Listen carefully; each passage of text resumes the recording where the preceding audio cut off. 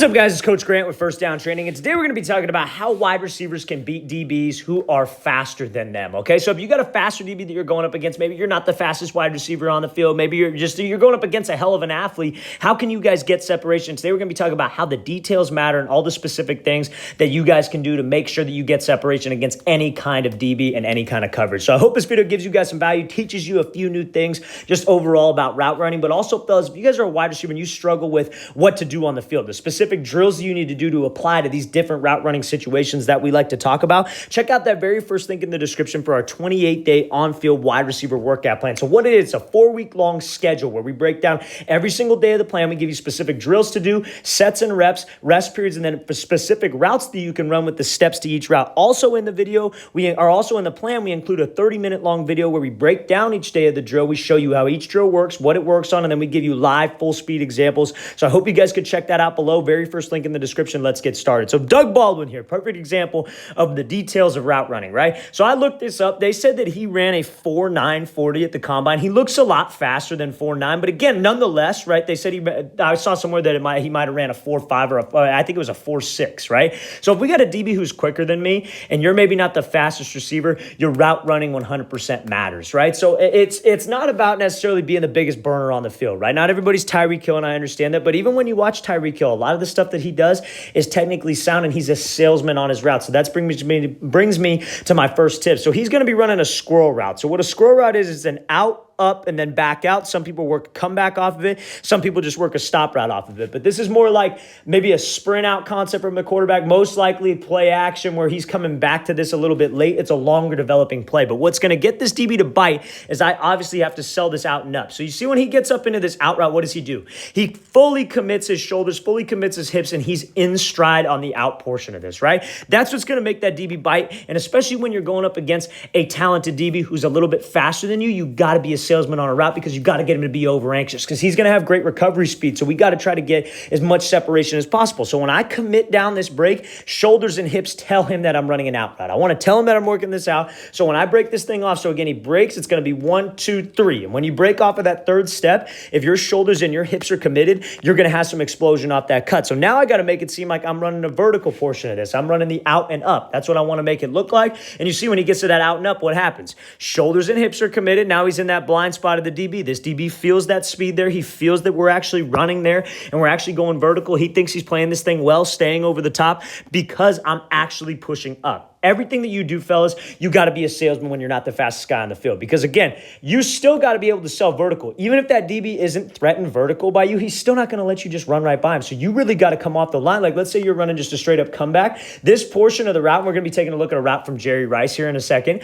But that portion of the route, dude, you got to be going full speed. Shoulders and hips got to be committed. Eyes are straightforward. And you are running to try to make that guy move. He may not be threatened by you, but he still won't let you run right past him. And if you could have a good explosive break, you could get out of the break in the least amount of time spent possible, you're going to be able to get separation. So you see when he breaks this thing off now, 1, 2, 3. Again, DB thinks we're coming over the top, thinks he's playing it well, then I can just break this thing right off. It's all about being a salesman, number one.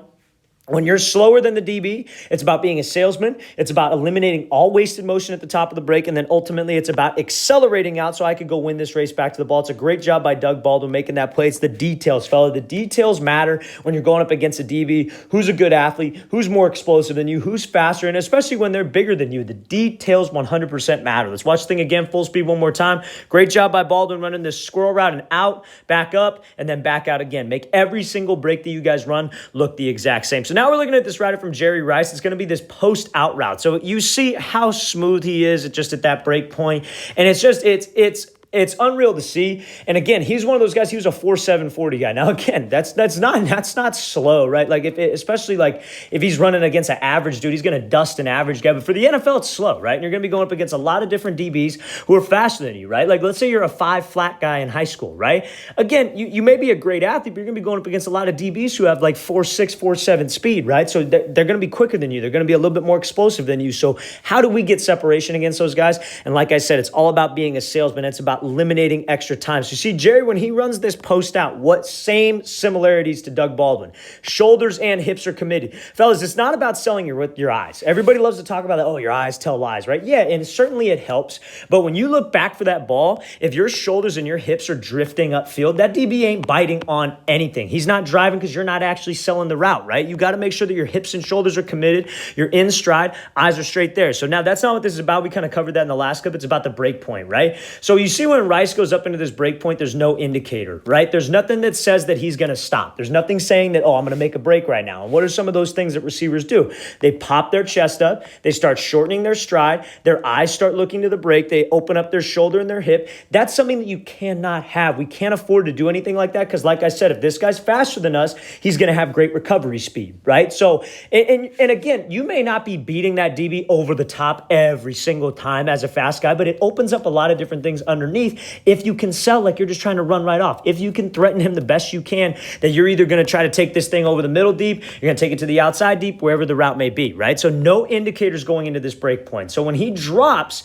you see what slows him down. It's that hip drop, right? And when he makes that break, he's right in stride, right? So like I love when everybody says this about Jerry Jeudy when they go, oh, you can't teach that. This is exactly what Jerry Jeudy does. And Jerry Judy's a fast, explosive dude, 4.4 40 guy, very explosive. And this is Jerry Rice, a 4.7 40 guy. Some people might not call him the most explosive dude in the world. And he's getting just as low. He's snapping down in stride. It's a teachable thing, fellas. If you have that limited mindset that I can't learn this stuff, then don't even watch the video. It's not really for you. So this is the spot that we want to get to when we're running full speed into this thing. That's the only way that you can stop. You dropping your hips like this, bringing your chin to your knee, snapping down, letting your hips be violent. That's exactly where you want to be. So when we snap with the inside foot on this, he could just pivot off the second, drive off the third, and he's out. That's a 3-step break point going full speed. That's why he's the best receiver of all time. He can do those little details. It's the details at the top of the break that matter. It ain't about being the fastest guy on the field. It ain't about being the most explosive. It's the details. There's so much details in route running. Now, again, if you're a 5'6", 40 guy, it's got to be pretty tough, right? It's not going to be the easiest thing. You got to have some kind of athleticism. You got to bring something to the table. That's a given.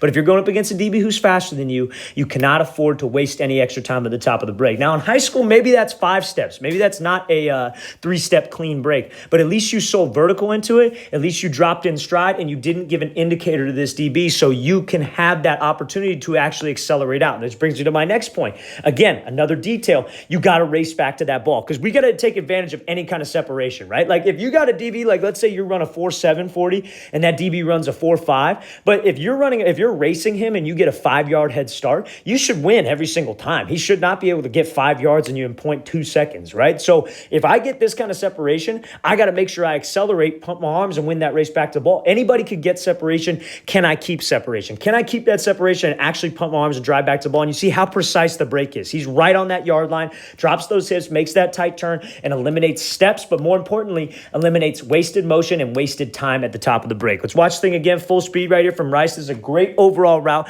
great example of what you need to do to get that DB to bite and how you can change direction quick and get out of the break suddenly. Now we're going to be looking at this route here from Anquan Baldwin. He's going to be from the slot. Now again, he was another like 4.7 40 guy. I think that's what I read when I looked it up. And now we're going to talk about just how you guys can finish the play, right? Because again, being a slower dude, you're not going to have all the separation in the world, but that doesn't necessarily mean that the play's over, right? So let's watch this thing full speed. So we're in tight, we're in the goal line, we're not getting a ton of space.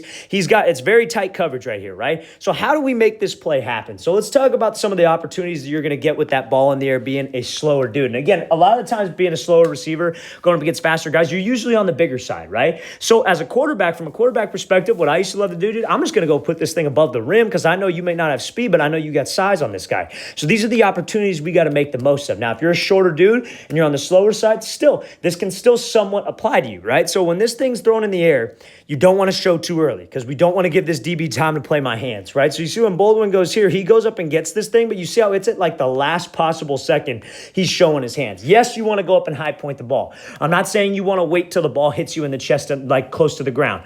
You do want to go up and high point the ball, but the timing of it is super important. You don't want to go up and show your hands too early because that just allows that DB time to play. And let's say this ball wasn't underthrown. Like let's say it was thrown over the shoulder where he had to go run. You'd want to do the same thing. You'd want to be late with those hands because again, you're not getting the most separation in the world because fast DB, not getting a ton of space. So you got to do everything that you can do at the top of this thing, at the top of this catch, top of the route to win this route, right? So when this ball's coming over the top, your hands want to be late. Don't give the DB time to react. Now, when I got a chance to go up and make this play, I go up late, but I go up strong, and you want to use your body as a shield because as a bigger dude who's slower, you got to separate yourself somehow. Okay, you can't be that guy who's just, oh, okay, I'm just going to possession receiver, I'm going to catch, fall down, and then I got pretty much nothing after that. Because if you don't have speed, it's going to be tougher on you. You're not going to get a ton of separation, but if you finish the play, that's how you stay on the field, and that's how you can stand out on film. So what does he do? When we get that ball, we got to make sure we secure that ball. So he uses his body as a shield. You see how he rips this thing. He puts himself between the defender and the ball. That's what we got to do when we have that jump ball opportunity. I catch it,